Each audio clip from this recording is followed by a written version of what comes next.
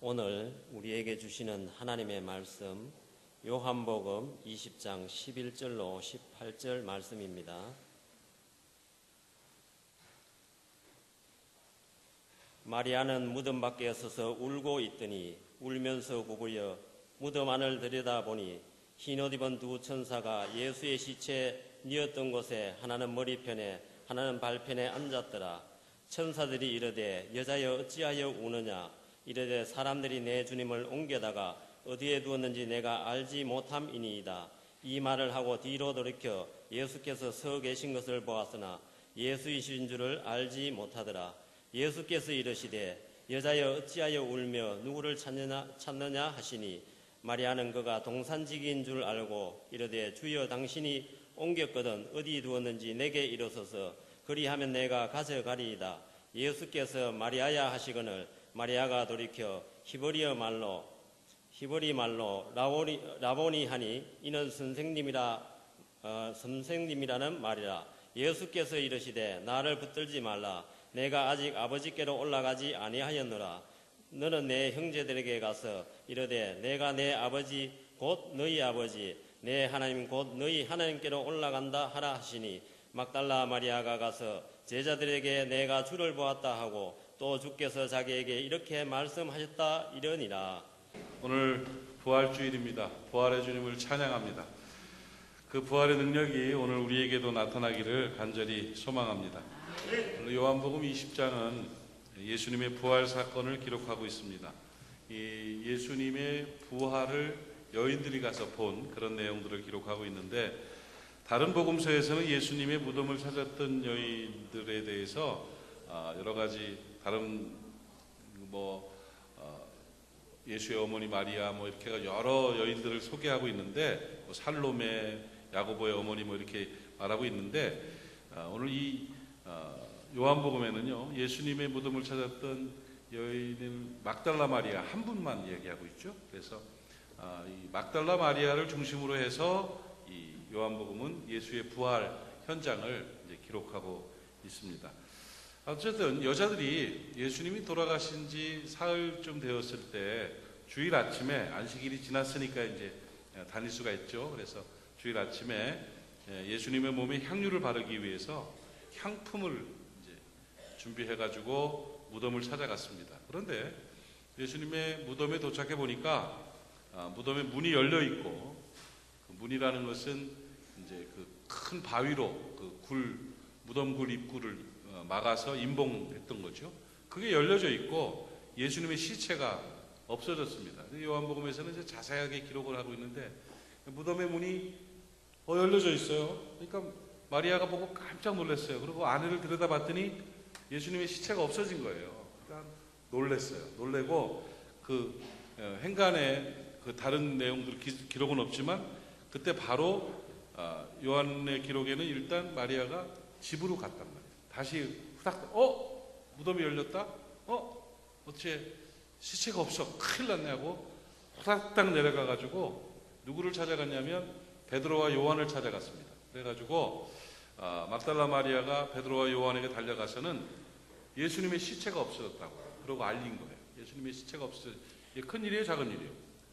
큰일이죠. 그러니까 없어졌다고 알렸는데 이때 두 제자들이 깜짝 놀래가지고 그래? 하더니 후닥닥 다시 예수님의 무덤에 왔어요. 와가지고 보니까 예수님의 시체가 진짜 없거든요. 그래서 베드로와 요한이 막달라 마리아가 말한 대로 예수님이 없어졌다는 사실을 확인을 했어요. 그리고는 막달라 마리아는 뒤따라왔겠죠. 여자니까 아무래도 걸음이 느렸을 거고 또 거기까지 왔다 갔다 했으니까 힘들었을 거고 그죠? 그러니까 천천히 오는데 벌써 베드로와 요한은 가서 예수님 시체가 없어졌다는 사실을 확인하고 그리고 또 그냥 갔어요. 그분들은요. 그냥 가버렸어요. 그 기록밖에 없어요. 그냥 갔어요. 나 같으면 그냥 못 갔을 텐데 그분들은 베드로와 요한은 없어졌네? 큰일 났네? 하고 갔어요. 막달라 마리아는 또 여자이기 때문에 조금 늦게 도착한 것 같아요. 또 아마 같이 왔던 여자들도 그냥 집으로 돌아갔겠죠. 뭐 그런 상황에서 다 돌아갔는데, 예수님의 수제자도 집으로 가고 그러는데 이 마리아는 갈 수가 없었던 모양이에요. 그러니까 예수님을 애틋하게 사랑했던 분이 막달라 마리아였던 것 같은데, 그 사랑을 받던 뭐 제자도 가고 다 갔는데 막달라 마리아 무덤에 와가지고요, 예수님의 시체가 없어진 것을 보고는 다른 사람들하고는 조금 다른 행동을 했죠. 뭘 했어요? 울었어요.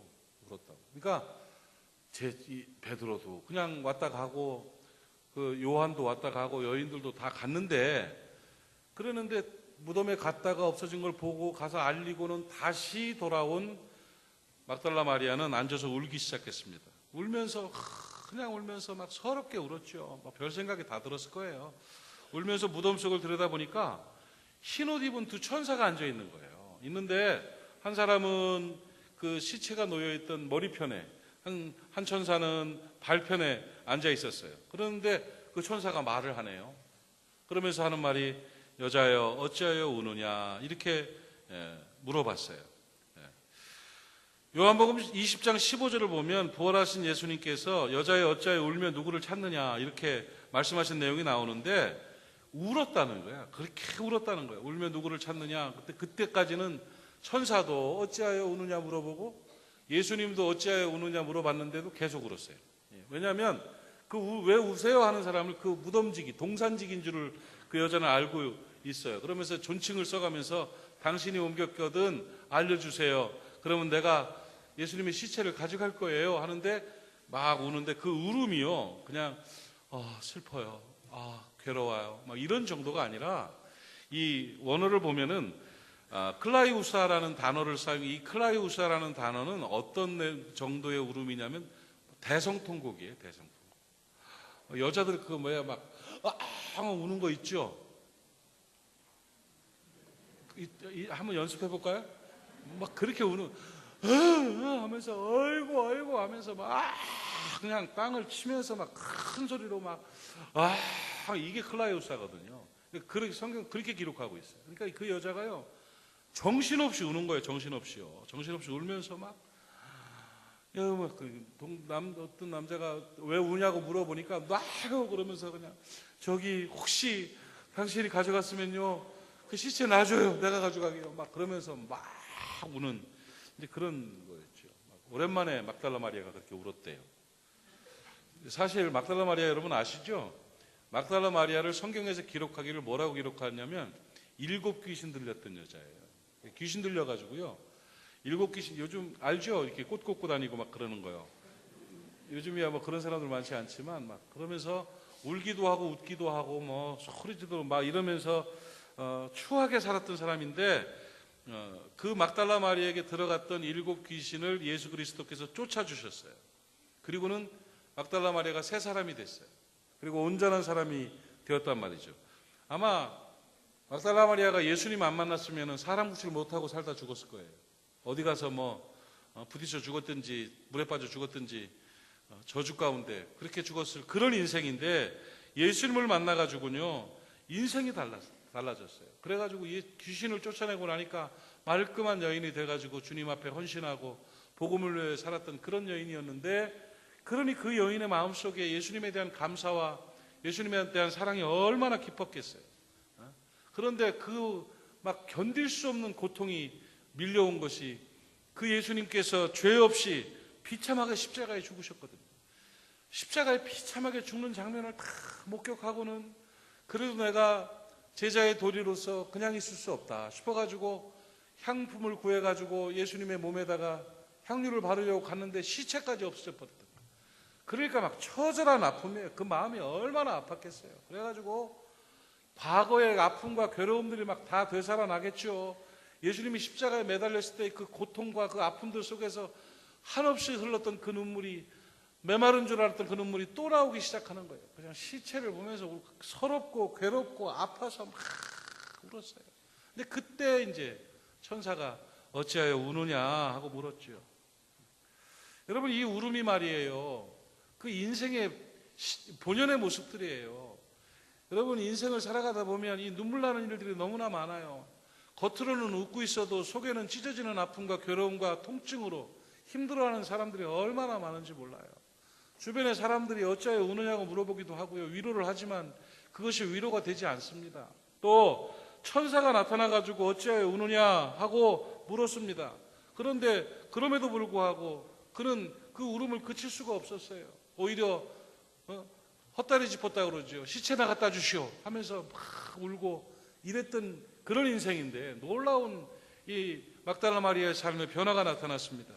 요한복음 20장 15절에 나타난 그 예수 그리스도께서 마리아를 보고 어찌하여 우느냐 하고 물어봤어요. 그래도 잘 못 느꼈었는데, 이 사실은 예수님 그랬죠.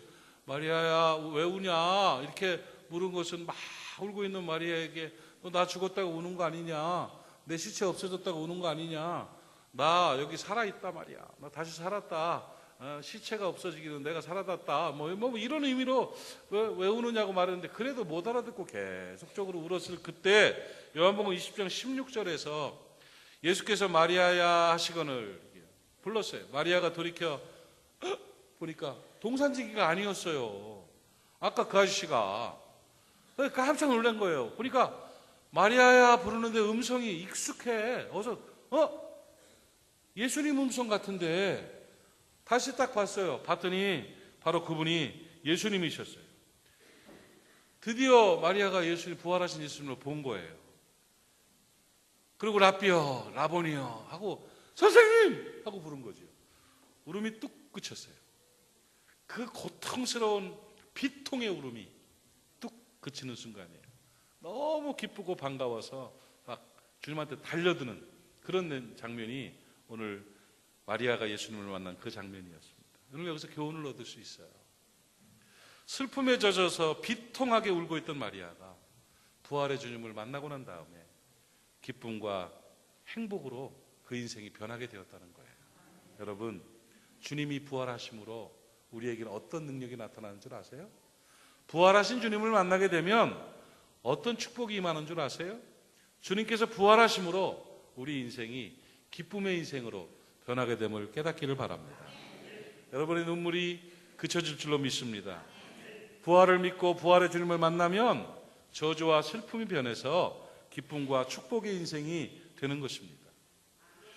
마리아의 울음을 기쁨으로 바꾼 것은 부활하신 주님의 역사하심입니다.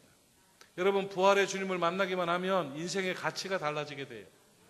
부활의 주님을 만나면 그 애통하고 비통하던 염려스럽고 근심스럽던 일들이 오히려 하나님의 능력과 부활의 주님의 권세로 말미암아 위로와 기쁨의 인생이 된다는 것이에요. 여러분이 놀라운 사실을 깨닫기를 바랍니다. 주님 만나면 기쁨 인생 됩니다. 그것은 멀리 볼 것도 없어요. 여기저기 바라보십시오. 참으로 주님 만나가지고 주님 안에서 사명감을 가지고 살아가는 사람들 속에 비통과 아픔이 있는 사람이 있습니까? 제가 춘천에서 개척할 때 1991년도였어요. 참 어려웠었어요. 참 지금 생각해도 어려웠겠다 싶어요. 20만 원을 가지고 그 가족들이 살았어야 되니까. 사실 뭐 교인이 하나도 없으니까 교회 전기세도 거기서 냈어야 돼요. 그런 상황들인데, 정말로 분유값이 없던 시절도 있었고, 우리 청년들 고기 한번 먹이면 집에서 그냥 라면 어떻게 사다가 끓여 먹어야 되는, 돈이 없어가지고 누가 연락을 해도 만날 수도 없었던 그런 상황들을 몇 년 겪었어요.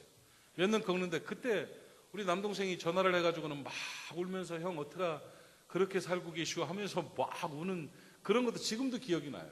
그리고 사람들이 나만 만나면, 가족들이고 또 선배들이고 만나면 막 위로를 하느냐고 정신을 못 차려요. 어째 그렇게 사느냐고. 아이고 안 됐다고. 그러고 뭐 그랬는데, 정말로요, 지금 생각하는 과거의 추억이기 때문에 그런 게 아니라 진짜로 그 춘천에 개척하는 그 가난하고 남들이 보기에 힘들어 보이는 그 기간이요, 한 번도 괴롭다, 목회 그만뒀으면 좋겠다, 이거 안 했으면 좋겠다는 적이 한 번도 없었어요. 정말 행복해요. 그래서 저는요, 지금도 아주 뻔뻔하게 그런 얘기를 해요. 개척하겠다고 와서 개척하는 후배들을 보면 지금 아주 행복할 때야, 즐겨, 기쁨이라고 이렇게 얘기해 준다니까요. 겉으로 보기에 돈 없다고 슬픈 거 아니에요. 뭐 일 많다고 해가지고 불행한 거 아니에요. 그리스도께서 함께 하시는 그 역사하심 속에는요, 환경이 어떻든 상황이 어떻건 속에서는 기쁨이 솟아오른다니까요. 정말 새벽에 강단에 나가지고 엎드려서 기도할 때 뭐 2시에도 나가고 3시에도 나가고 5시에도 나가고 나가서 엎어져 있을 때는요, 눈물이 나는 거예요. 그냥 그 눈물은 슬픔의 눈물이 아니었어요. 하나님, 나 같은 걸 하나님의 종으로 사용하셔서 복음 전하게 하시니 감사합니다는 울컥하는 그거 속에서 기쁨과 감격의 눈물이었지요. 여러분, 제가 그런 기쁨으로 살아가고 지금도 기쁨이 넘치는 삶을 살지 않습니까? 한번 기뻐 볼까요? 얼마나 좋아요. 참 몸뚱이가 5개라도 될까 말까 하게 뛰고 다니고 있지만 이것저것 뭐 여유와 이런 것도 한 번 없이 그렇게 살고 있지만 그래도 기쁨이 있는 걸요. 뭐 기쁨이 있는. 어제 우리 집사람한테 혼났어요. 혼난 게 아니라 구사리를 먹었어요. 구사리를 바보라고. 그래서 왜 바보냐 그랬더니 제가 10년을 쓰던 칫솔이, 전동 칫솔이 고장이 나가지고 지 혼자 삑삑거리고 앉아있고 말이야. 이게 돌아가다가 말고 막 이래가지고 인터넷에도 그거를 신청을 했어요. 이 닦는 칫솔, 그 전동 칫솔을. 이거 움직이기 귀찮아가지고 나는 그냥 이걸로 이행을 하는데. 신청을 했는데, 거기 보니까 막 값이 막 10몇만 원에서부터 뭐 만 얼마까지 막 수십 가지가 있더라고요. 그거 마음 같아서는 앞으로 한 10년 쓸 텐데 14만 얼마짜리 사면 좋겠더만 나는 생각이 전혀 그런 게 없어요. 쭉 찾다가 아주 저렴한 건 또 금방 깨질 것 같고 그래서 조금 이렇게 해가지고 그 싼 걸 샀지. 그랬더니 피식 웃더니 집사람이 아이고 그거 하나 10만 원짜리 못 사는 양반이 아이고 이러더라고요. 그러니까 나를 놀려. 그래도 그 놀림이 나는 그게 놀림이 아니라 칭찬같이 느껴져요. 그래요. 그 10만 원짜리 그거 하나 못 사고 그냥 싸구려 하나 사다가 이빨을 닦아도 속에는 기쁨이 있고 평강이 있고 안심이 돼요. 나는 딴 거 하나도 없다고 생각해요. 예수가 내 안에 계시니까. 부활의 예수님을 만나니까 그 비통함이 사라지고요. 기쁨과 평강이 있는 거예요. 여러분 주님 만나면 기쁨의 인생이 됩니다. 부활의 주님이 여러분의 삶의 주인 되시기를 바랍니다. 기쁨을 누리는 여러분 되시기를 바랍니다. 마리아의 눈물을 씻어주신 주님께서 여러분의 삶의 눈물을 씻어주시기를 주의 이름으로 축복합니다. 여러분이 개인만 기쁨이 있는 게 아니에요. 그리스도가 들어가면 가정도 회복이 되고요. 기쁨이 되고요. 기쁨의 가정이 됩니다. 예수 그리스도를 만나게 되면은요. 그 마을도 동네도 성도 나라도 다 기쁨이 되는 거예요. 사도행전 8장 8절 보니까 빌립이 예수 그리스도의 복음을 전하고 사마리아 성의 복음을 전했는데 사마리아 성이 얼마나 비참한 땅이었습니까? 그런데 그 성에 큰 기쁨이 있더라. 할렐루야. 예수 그리스도 부활의 주님을 만나게 되면 그 성에 큰 기쁨이 있어요. 예수가 부산에 임하시면 이 부산이 기쁨의 성이 될 줄로 믿습니다. 우리 교회에 임하시면 교회가 기쁨의 교회가 될 줄로 믿습니다. 여러분의 가정에 부활의 주님이 임하시면 여러분의 가정이 기쁨의 가정이 될 줄로 믿습니다. 예수 그리스도는 기쁨이에요. 부활을 믿으면 죽으면서도 웃을 수 있어요. 예수 그리스도의 부활의 주님을 만나게 되면 천국 가는 것이 두렵지 않으니까 순교까지도 할 수 있다는 거예요. 사랑하는 여러분, 예수 그리스도 안에서 기쁨을 누리시기를 주의 이름으로 축원합니다. 예수가 여러분의 삶의 주인 되시기를 바랍니다.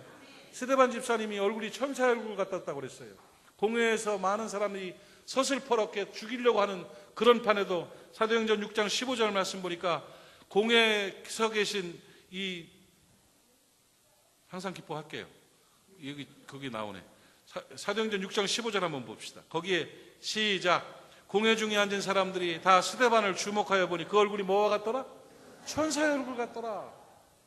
그때 상황은요, 재판하는 과정이고요, 견제하고 공격하는 과정이고요, 저거 잘못하면 죽여야지. 진짜 그러고서 죽었어요. 그런데 그런 상황에도 그리스도께서 함께 하심으로 말미암아 그 얼굴이 뭐와 같다? 천사의 얼굴 같았다는 거예요. 그리고는 결국은 사람들이 스데반을 돌로 때려서 죽이기 시작했습니다. 주먹만한 돌에 머리를 맞고 피가 흐르고 죽어가는데 고개를 들어서 하늘을 봤어요. 사도행전 7장 55절 말씀 보니까 그럼에도 불구하고 스데반이 성령이 충만해서 하늘을 우러러 주목하여 하나님의 영광을 보고 예수께서 하나님 우편에 서신 것을 봤다고 그랬어요. 여러분, 부활의 주님을 만난 사람은 순교를 당하면서도 벙글벙글 웃을 수가 있어요. 평강을 누릴 수가 있는 것입니다. 사랑하는 여러분, 어떤 상황에서도 부활의 주님이 함께 하시면 기쁨의 인생이 되는 것을 여러분 깨닫기를 바랍니다. 부활하신 예수님만이 인류의 소망입니다. 여러분, 예수가 삶을 지배하지 않으면 결코 성공적인 삶을 살 수가 없습니다. 예수님만이 우리의 눈물을 씻어줄 수 있습니다. 예수님만이 우리를 웃게 하실 수 있습니다. 부활하신 예수님만이 실패해서 성공으로 바꿔놓을 수 있습니다. 질병에 고통당하는 자를 평강으로 웃게 만들 수 있는 분은 예수 그리스도이십니다. 부활하신 예수님만이 가난해서 슬퍼하는 사람들에게 풍요를 주시고 기쁨을 누리게 하시는 분이심을 여러분 깨닫기를 바랍니다. 가족들의 죽음으로 괴로워하는 사람이 있습니까? 그 안에 그리스도의 보혈과 주의 은총을 전하면 그 안에 위로를 받고 힘을 얻는 것을 참 많이 봅니다. 여러분, 인생 가운데 처절한 아픔이 있다 할지라도 예수 만나면, 예수님이 주인 되면 참된 기쁨의 인생으로 회복될 수가 있습니다. 예수님께서 울고 있는 마리아에게 마리아야 어찌하여 우느냐 하는 말은, 마리아야 내가 살아났는데, 내가 부활했는데, 내가 너와 함께 있는데 왜 우니? 이제 울지 마라 하는 위로의 말씀인 것입니다. 오늘 저와 여러분이 그 음성 듣기를 원합니다. 그 음성 듣고 기쁨을 누리는 여러분 되시기를 주님의 이름으로 축복합니다. 통곡하며 눈물을 흘리던 막달라 마리아는 이 땅을 살아가는 사람들의 실존입니다. 예수 그리스도께서 임하시고 부활의 주님께서 마리아야 부르며 어찌하여 우느냐 하고 위로하신 것은 주님의 찾아오심입니다. 그리고 그 이후의 삶이 바로 회복과 치유와 변화의 삶인 것입니다. 여러분의 인생 가운데 그리스도께서 임하시면, 부활의 주님을 여러분의 삶의 주인으로 모셔드리기만 하면 여러분의 삶은 통곡과 비통함이 아니라 기쁨과 행복의 인생이 되는 것입니다. 그 복이 여러분 안에 임하기를 주의 이름으로 축원합니다. 주님 부활하심으로 여러분의 인생을 기쁜 인생으로 만들어 놓으셨습니다. 그래서 아까 영상에 나온 대로 데살로니가전서 5장 16절에 항상 기뻐하라 말씀하시는 것입니다. 사람의 의지로는, 사람의 노력으로는, 사람의 결단으로는 항상 기뻐할 수 없습니다. 그러나 그리스도께서 주인 되시고 부활의 주님이 나와 함께 하신다면 우리는 항상 기뻐할 수 있습니다. 부활의 주님으로 인해서 기쁜 인생 되시기를 주님의 이름으로 축복합니다. 아멘. 옆 사람 한번 슬쩍 보세요. 기뻐 보여요? 슬쩍 보라니까. 이렇게 또 노려봐요. 그래. 슬쩍 보세요. 기뻐 보이세요? 주님으로 인해, 부활의 주님으로 인해 기쁜 인생 되시기를 바랍니다 하고 축복합시다. 시작. 부활의 주님으로 인해 기쁨의 인생 되시기를 바랍니다. 아멘. 아니, 우리끼리 얘기지만 사망 권세 지옥 형벌까지도 이기신 주님께서 여러분의 주인이 되시면 뭘 해결 못 해주시겠어요? 그러니 기쁠 수밖에 없지요. 아멘.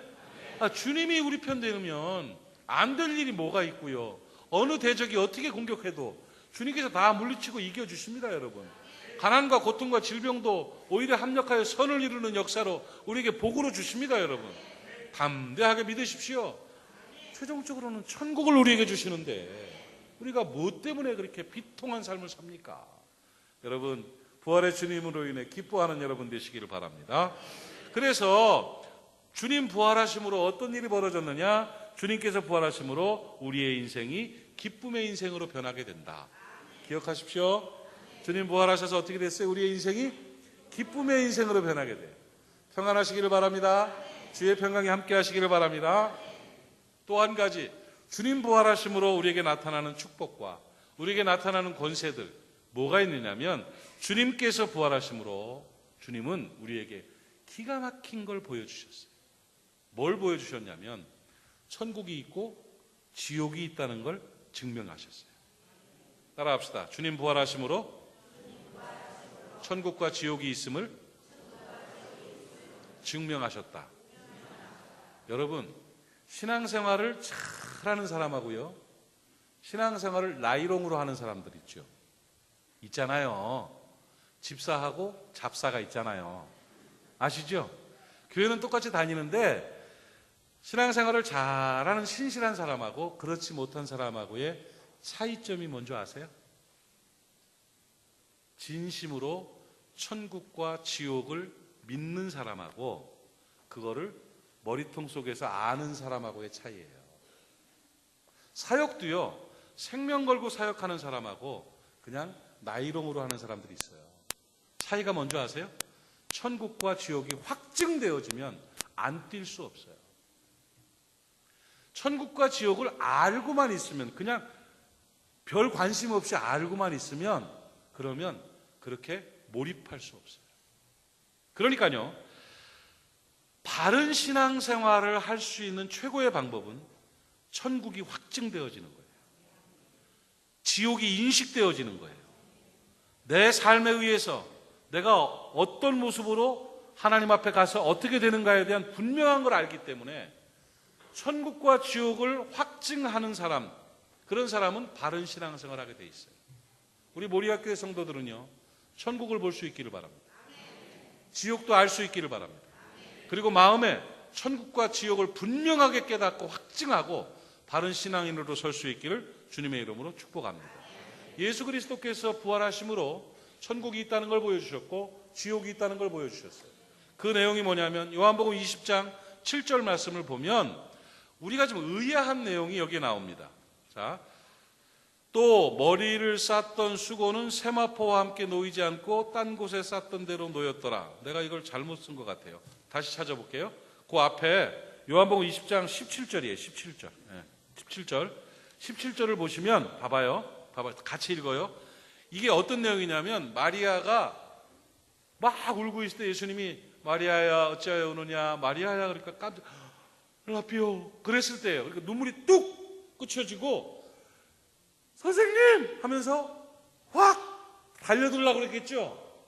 그랬을 때 예수님이 딱 막으시면서 예수께서 이르실 때 시작, 나를 붙들지 말라, 내가 아직 아버지께로 올라가지 아니하였노라. 너는 내 형제들에게 가서 이르되 내가 내 아버지 곧 너희 아버지, 내 하나님 곧 너희 하나님께로 올라간다 하라 하시니. 잘 들어보세요. 예수님이 부활하셨어요. 그랬는데 마리아가 붙잡으려고 그러니까 건들지 마라, 아직 나는 아버지께로, 천국이죠, 올라가지 않았다, 아직 안 올라갔다, 이래 말씀하세요. 그러면 봐봐요.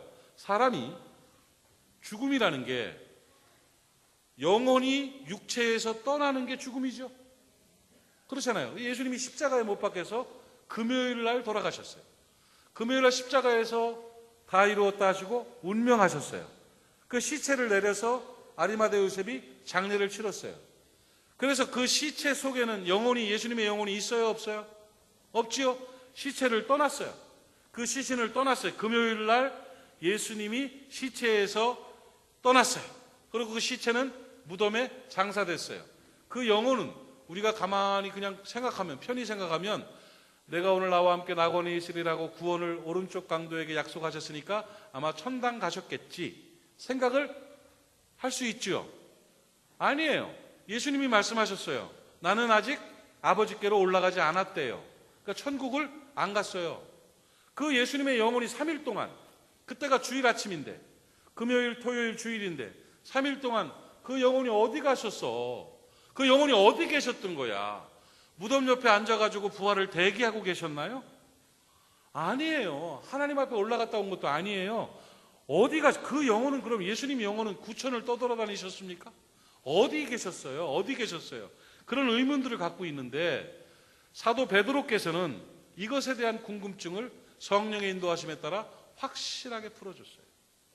예수님의 영혼이 어디에 계셨나? 3일 동안 도대체 뭐 하셨나? 베드로전서 3장 18절 19절 보세요. 시작. 그리스도께서도 단번에 죄를 위하여 뭐하사? 죽으사 의인으로서 불의한 자를 우리를 대신하셨다. 이는 우리를 하나님 앞으로 인도하려 하심이라. 십자가에 죽으신 걸 얘기하는 거예요. 그리고 육체로는 죽임을 당하시고 무덤에 들어가셨죠? 육체로는 죽임을 당하시고 영으로는 살리심을 받으신, 내가 여태 말한 거죠? 영으로는 살리심을 받았다고. 그런데 그 영은 어디 갔느냐? 19절 말씀에 그가 또한 영으로 옥에 있는 영들에게 선포하시니라. 이 옥이 스월이에요. 지옥에 있는 영들에게 선포하시니라. 그러면 예수님의 영혼이 어디에 가셨어요? 지옥으로 가셨다는 거예요. 지옥으로 내려가셨어요. 하나님께 올라가시는 것이 아니라 그 영으로는 지옥에 있는 영들에게 가셨어요. 그 영들은, 지옥에 있는 영들은 노아의 때부터 주의 뜻을 순종하지 않았던 자들이 지옥 가 있었어요. 그 지옥에, 거기에, 그 지옥에 그리스도의 영이 임하셨다는 것이죠. 베드로는 이거를 분명하게 우리에게 말씀하고 있습니다. 그런데 지옥에 가신, 그래서 예수 그리스도의 비하 신분이죠. 이 조직신학적으로 비하 신분, 낮아지신 신분이에요. 높아지신 신분은 부활하시고 승천하시고 하늘 보좌 우편에 앉으시고 높은 신분이고, 낮은 신분은 세상에 성육신하시고 고난을 당하시고 십자가에 죽으시고 지옥에 내려가신 게 낮아지신 신분이죠. 그 비하 신분의 핵심인 옥에 내려가신 그 일에 대해서 한국교회는 가르치지 않아요. 2000년 기독교 역사를 한국에서는 가르치질 않아요. 그 희한한 일이에요. 그리고 죄값을 치르는 죄의 값은 사망이라는 그 사망이, 육체와 영혼이 분리되는 첫 번째 사망이 죄값입니까? 아니에요. 둘째 사망이라는 지옥 형벌이 죄값이에요. 예수님은 표면적으로 육체로만 죽음을 당하시고 그리고 천국에서 놀다가 부활하신 것 같아요? 성경은 분명하게 우리에게 말씀하십니다. 지옥에 내려가셔서 옥에 있는 영들에게 선포하시니라. 여러분, 이 베드로전서 3장 19절 말씀을 난해구절이라고 합니다. 그래서 난해구절이라고 해서 개신교에서는 이 난해구절에 대해서 해석하지 않는다고 덮어놓고 있어요. 그런데 이 난해구절이라는 것은 해석을 안 하는 난해구절의 의미는 뭐냐면, 예수님의 영이 지옥에 내려가신 게 난해구절이 아니에요. 그건 분명한 팩트예요. 그러면 뭐가 난해구절이냐? 선포하시니라. 이 말이 도대체 무슨 말인가? 이거를 해석하기 어렵다는 거예요. 사실은 옛날 성경은 전파하시니라고 그랬었어요. 그런데 개역이 돼가지고 지금 유한겔리온이 선포로 번역이 됐으니까 다행이죠. 전에는 옥에 있는 영들에게 전파하시니라. 아니 그럼 뭐 지옥에 있는 영들에게 전도한단 말인가? 해가지고 한국 그 한글만 보고 덮어놓고 그냥 이거는 난해구절이니까 해석하지 말고 설교하지 않는다 하고 덮어놓고 있는 거예요. 그러다 보니까 진짜 중요한 사실들을 다 덮어놓고 몰라 이러고, 예수님이 죽으신 이후에 어디서 뭘 하셨는지에 대한 감이 없어요.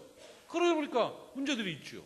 천국을 보지 못하고 지옥을 보지 못하고, 예수 그리스도의 부활이라는 것이 육체와 영혼이 분리되다가 결합되는 그 정도로 끝나는 게 아니에요.